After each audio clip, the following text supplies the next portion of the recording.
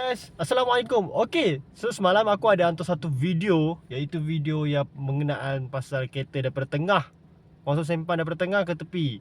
Okay, so satu komen ni aku post kat YT. Aku dah lama tak post kat YT. Bila aku post kat YT ada orang komen, kau sepatutnya pelankan kenderaan bila nampak orang dah bagi signal. Fikir diri sendiri je. Lepas marah mengata orang tu ambil lesen terbang. Okay, dia macam gini sedangkan itu jalan aku. Faham tak? Itu jalan aku. Aku jalan straight, faham jalan. Tiba-tiba dia masuk. Dia dah masuk baru pasang signal. Kau ambil lesen ke tidak? Aku nak tanya, kau ambil lesen ke tidak?